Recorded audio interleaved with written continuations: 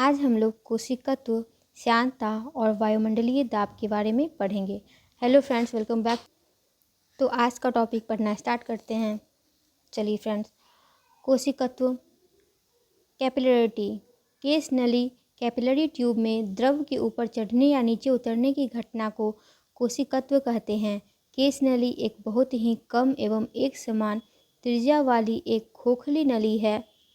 Case नली में कोई भी द्रव किस सीमा तक चढ़ेगा यह केस नली की त्रिज्या पर निर्भर करता है। सामान्यतः जो द्रव कांच को भिगोता है वह केस नली में ऊपर चढ़ जाता है और जो द्रव कांच को नहीं भिगोता वह नीचे उतर जाता है। जैसे जब केस नली को पानी में डुबाया जाता है तो पानी ऊपर चढ़ जाता है और पानी की सतह केस नली में धंसा हुआ रहता है। इसके विपरीत जब केस नली को पारे में डुबाया जाता है तो पारा केस नली में बर्तन में रखे पारे की सतह से नीचे ही रहता है और केस नली में पारा का सतह उभरा हुआ रहता है।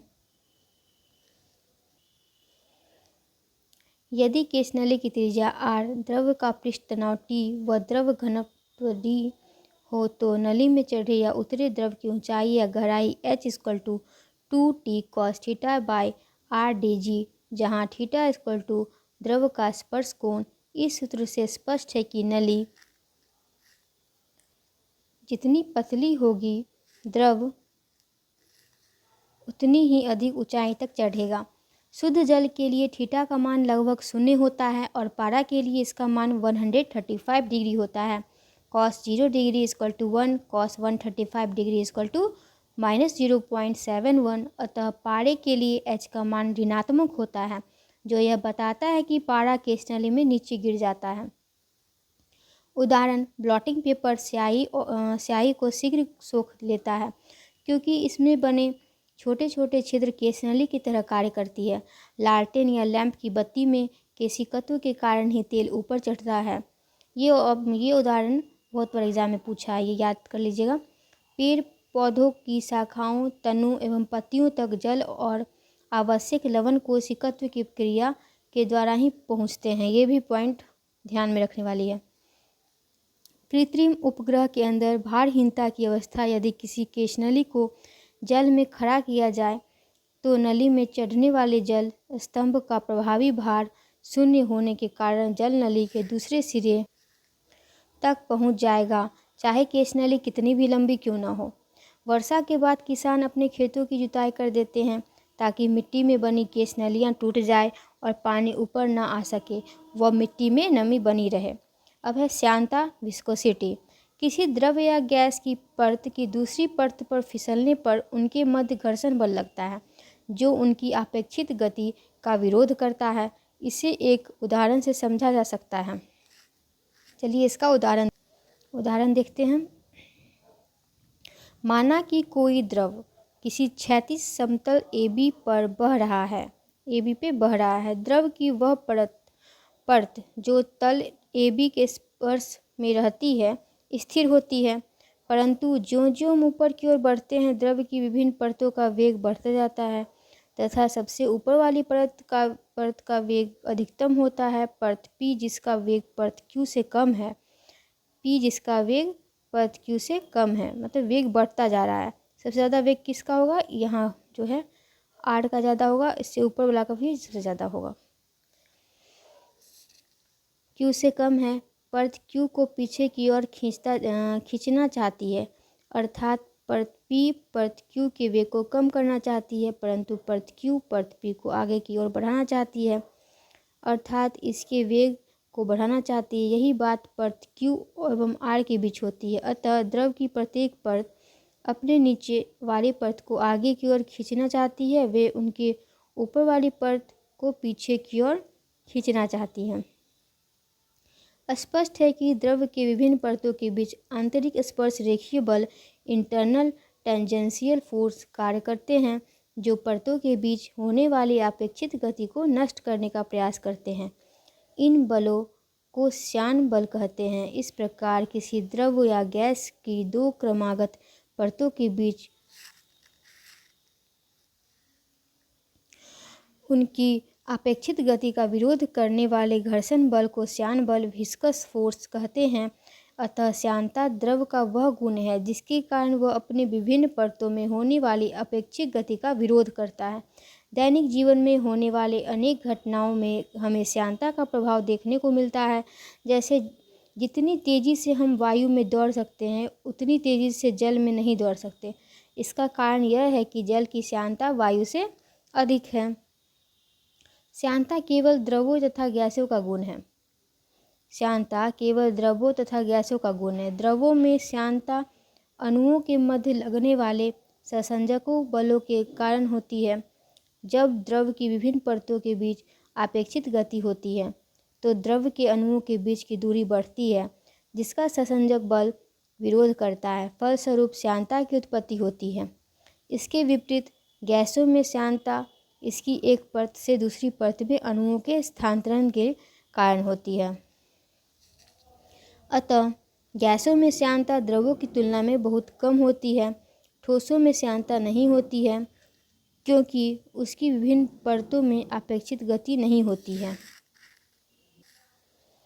श्यानता का दूसरा मतलब गाढ़ापन भी है। जो द्रव जितने अधिक गाढ़े होते हैं वे उतने ही अधिक श्यान होते हैं। शहद और ग्लिसरीन की श्यानता पानी की तुलना में अधिक होती है। यदि एक बर्तन में शहद एवं दूसरे बर्तन में पानी लेकर बारी बारी से हिलाकर छोड़ दें तो शहद पानी की अपेक्षा जल्दी रुक जाता है। वायु की श्यानता के कारण ही बादल के कण बहुत धीरे धीरे नीचे आ पाते हैं तथा बादल आकाश में तैरते प्रतीत होते हैं।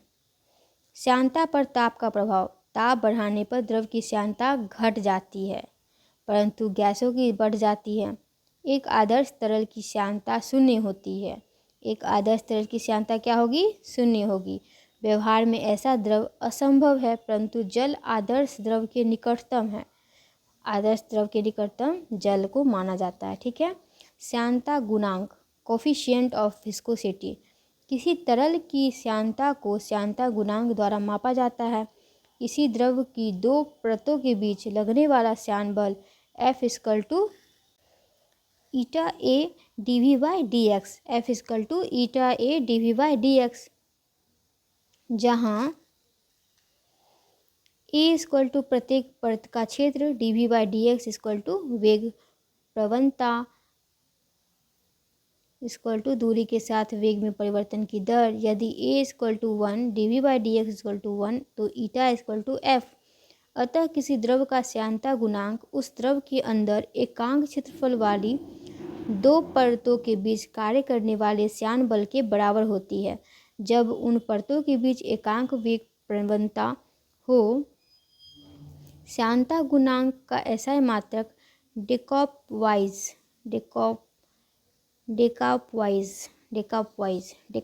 या पॉइज़ली PI कहलाता है। इसे पास्कल सेकेंड भी कहते हैं। इसे प्रायः ईटा द्वारा व्यक्त किया जाता है।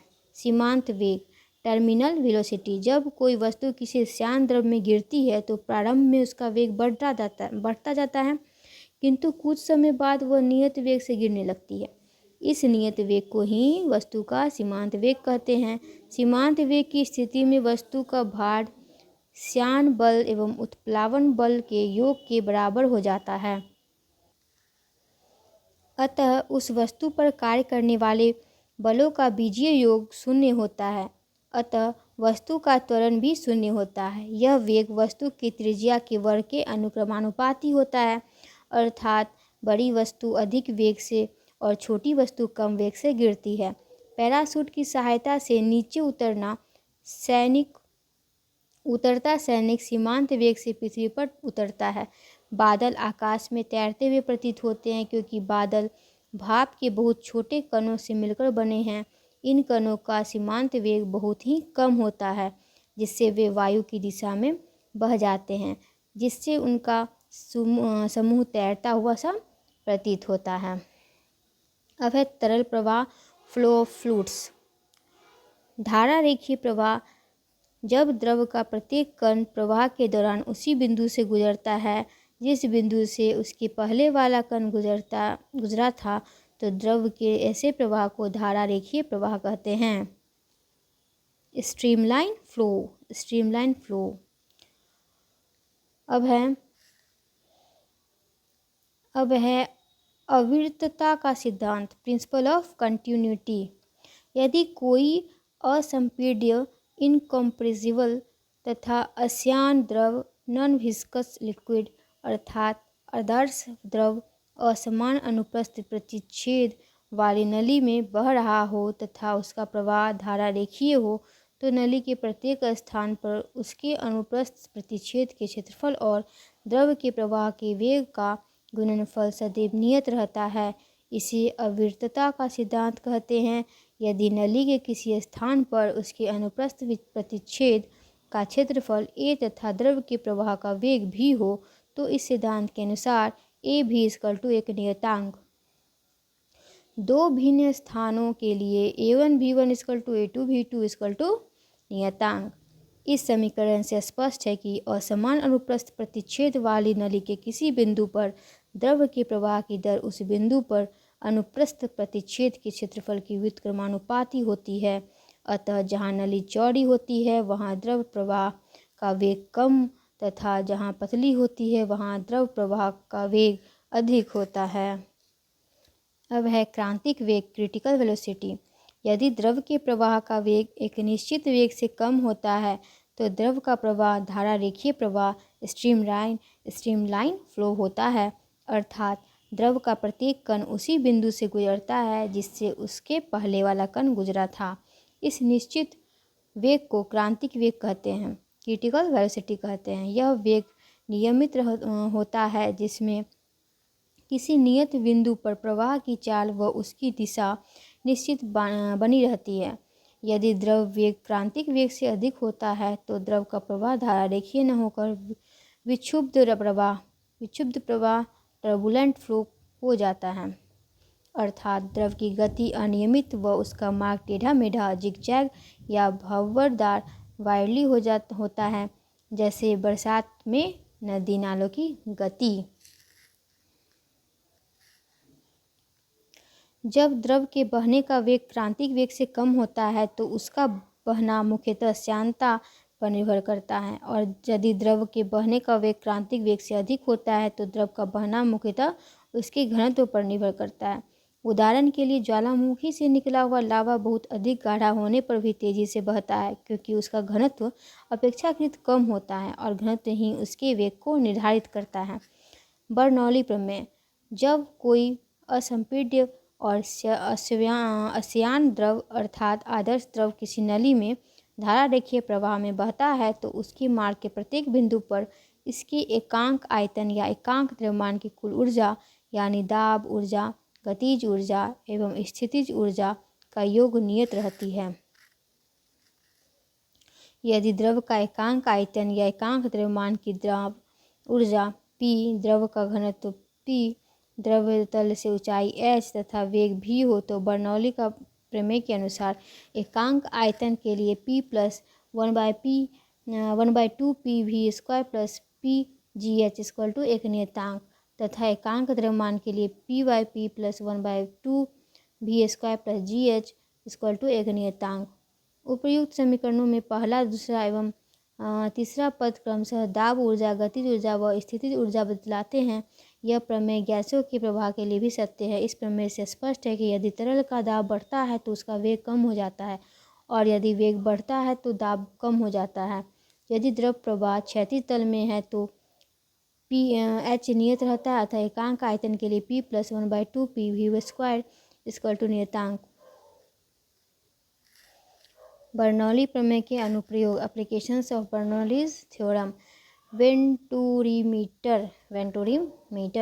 यह बर्नौली प्रमेय पर आधारित एक ऐसी युक्ति है जिसकी सहायता से किसी नली में द्रव के प्रवाह की दर ज्ञात की जाती है। प्रवाह की दर Q = a1a2√2gh/a1² - a2², जहाँ a1 व a2 अनुप्रस्थ काट वाले दो बिंदुओं के बीच दाबांतर h है। समुद्र में एक दिशा में एक दूसरे के समानांतर गतिमान दो जलयानों के अधिक निकट आ जाने पर उनके बीच का स्थान संकरा होता जाता है, जिससे वहाँ के जल की और जलयानों के सापेक्ष विपरीत दिशा में चाल बहुत अधिक हो जाती है, फलतः वहाँ दाब बहुत कम हो जाता है तथा जलयानों के बाहर की ओर लगने वाले अधिक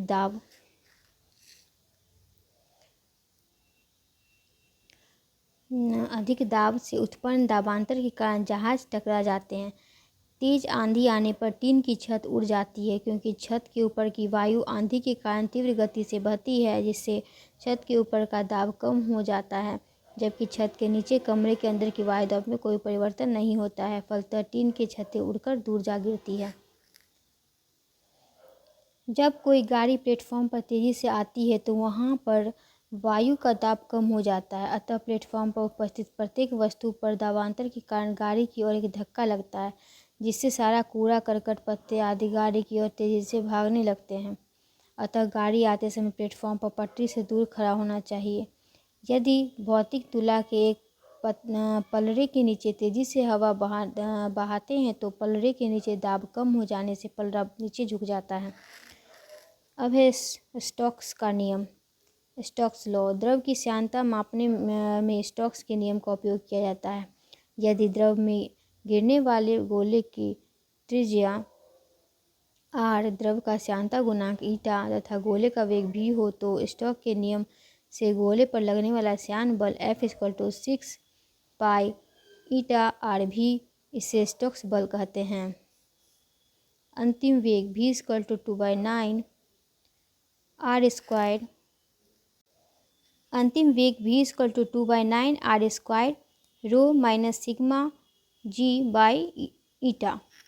ये जो p जैसा लिखा होता है ये हो जाता है रो, और ये से जो लिखा होता है ये होता है सिग्मा, और ये है ईटा। ठीक है, जहाँ रो = गोले का घनत्व, सिग्मा = तरल का घनत्व। बहते द्रव का संपूर्ण शीर्ष बर्नौली प्रमेय के अनुसार P + 1/2 रो v² + रो gh = नियतांक P रो g + v² 2g + h = नियतांक रो g से भाग देने पर, जहाँ P रो g दाब शीर्ष, v² 2g वेग शीर्ष एवं h गुरुत्वीय शीर्ष कहलाता है तथा इनका योग संपूर्ण शीर्ष कहलाता है।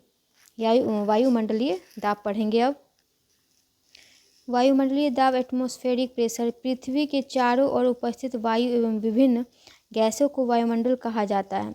वायुमंडल में उपस्थित वायु हम सभी पर अत्यधिक दाब डालती है, जिसे वायुमंडलीय दाब कहा जाता है। वायुमंडलीय दाब की पहली बार गणना वॉन ग्यूरिक ने की थी। सामान्यतः वायुमंडलीय दाब वह दाब होता है जो पारे के 76 सेंटीमीटर वाले एक स्तंभ द्वारा 0 डिग्री सेल्सियस पर 45 डिग्री के अक्षांश पर समुद्र तल पर लगाया जाता है। यह एक वर्ग सेंटीमीटर अनुप्रस्थ काट वाले पारे के 76 सेंटीमीटर लंबे स्तंभ के भार के बराबर होता है। वायुमंडलीय दाब 10⁵ न्यूटन/मीटर² के बराबर होता है, अर्थात वायुमंडल हम पर हमेशा 16,000 किलोग्राम का दबाव डालता रहता है, लेकिन फिर भी हमें इसका अनुभव नहीं होता। इसका कारण यह है कि हमारे अंदर खून एवं अन्य कारक अंदर से दाब डालते हैं, जो वायुमंडलीय दाब को संतुलित करता है। पृथ्वी की सतह से ऊपर जाने पर वायुमंडलीय दाब घटता है। पृथ्वी की सतह से ऊपर जाने पर वायुमंडलीय दाब घटता है। ये सब एग्जाम पॉइंट ऑफ व्यू से इम्पोर्टेंट पॉइंट्स सब हैं। पृथ्वी के निकट समुद्र तल से प्रति 110 मीटर की ऊंचाई चढ़ने पर वायु दाब लगभग 1 सेंटीमीटर, पारा दाब कम हो जाता है। इसके दैनिक जीवन में कई उदाहरण देखने को मिलते हैं, जैसे पहाड़ों पर खाना बनाने में कठिनाई होती है क्योंकि वायुमंडलीय दाब घटने के कारण पानी का क्वथनांक बॉइलिंग पॉइंट कम हो जाता है, जिससे गुप्त ऊष्मा का मान कम हो जाता है। फलस्वरूप खाना देर से पकता है। वायुयान में बैठे यात्री के फाउंटेन पेन से स्याही का रिस गिर जाना, अधिक ऊंचाई पर नाक से खून निकलने लगना आदि घटनाएं वायुमंडलीय दाब की कमी होने के कारण होता है। ये सब पॉइंट एग्ज़ाम में पूछा गया है, ध्यान में रख लीजिएगा। अब है वायु दाब मापी, बैरोमीटर। वायुमंडलीय दाब को बैरोमीटर या वायु दाब मापी से मापा जाता है। टॉरिसेली के प्रयोग के आधार पे फोर्टिन ने इस यंत्र को बनाया। इसे फोर्टिन का बैरोमीटर कहते हैं। यह किसी भी समय वायुमंडल के दाब की ठीक ठीक जानकारी देता है। बैरोमीटर की सहायता से मौसम संबंधी, बैरोमीटर के बारे में पढ़ना बड़ा इम्पोर्टेंट है एग्जाम पॉइंट ऑफ व्यू से। पूर्वानुमान भी लगाया जा सकता है। बैरोमीटर का पाठ्यांक जब एक नीचे गिरता है तो आंधी आने की संभावना होती है। बैरोमीटर का पाठ्यांक जब एकाएक नीचे गिरे तो क्या होता है, आंधी आती है। ठीक है, आंधी आने की संभावना होती है। जब इसका पाठ्यक्रम धीरे धीरे नीचे गिरता है तो वर्षा होने की संभावना, धीरे धीरे नीचे गिरेगा तो वर्षा होने की संभावना। और जब पाठ्यांक धीरे धीरे ऊपर चढ़ेगा तो दिन साफ रहने की संभावना। ये क्वेश्चन पूछ चुका है, ये पूछने की संभावना। ये तीनों पॉइंट वैसे आपको ध्यान में रखना, ठीक है। अब है निर्द्रव वायु दाब मापी, एनिड्रॉइड बैरोमीटर। 14 के पारा दाब मापी की कमियों को दूर करने के लिए इस दाब मापी का निर्माण किया गया। इसमें किसी द्रव का उपयोग नहीं किया जाता है, इसीलिए इसे निर्द्रव वायु दाब मापी कहते हैं। इस वायु दाब मापी का आकार काफ़ी छोटा होता है। इसका उपयोग कहीं भी किया जा सकता है। इसका उपयोग ऊंचाई मापने में भी किया जाता है। इस सिद्धांत पर बनने वाला ऊंचाई नापने का यंत्र तुंग ताप मापी अल्टीमीटर कहलाता है। मानक वायुमंडलीय दाब, स्टैंडर्ड एटमॉस्फेरिक प्रेशर। पारे के 760 मिलीमीटर अर्थात 76 सेंटीमीटर ऊंची नली के दाब को मानक वायुमंडलीय दाब कहते हैं और यह 1 एटीएम के बराबर होता है। 1 एटीएम दाब पास्कल में 101292.8 पास्कल के बराबर होता है। किसी दिए गए ताप पर यदि पारे का घनत्व अचर हो और जी का मान भी अचर हो तो वायुमंडलीय दाब का मान पारे के स्तर की ऊंचाई के रूप में प्रदर्शित किया जाता है। यदि बैरोमीटर में पारे के स्थान पर पानी का प्रयोग किया जाए तो पारे की 0.76 मीटर की तुलना में पानी की ऊंचाई नली में 10.33 मीटर होगी। ऐसा इसलिए होता है कि बैरोमीटर में द्रव की ऊंचाई द्रव के घनत्व का सीधा समानुपाती होता है। आज के लिए फ्रेंड्स इतना ही, क्योंकि 5th टॉपिक हम लोग का ख़त्म हो चुका है और फिजिक्स का 6th टॉपिक सरल आवर्त गति कल हम लोग पढ़ेंगे। आप लोग इस चैप्टर को पढ़ के आइएगा, बाकी सब रिवीजन करके आइएगा। और वीडियो अच्छा लगे तो लाइक, सब्सक्राइब, और न्यू है चैनल पे तो सब्सक्राइब ज़रूर कर लिया कीजिए। और थैंक्स फॉर वाचिंग। मिलते हैं नेक्स्ट वीडियो में। Keep smiling, keep learning.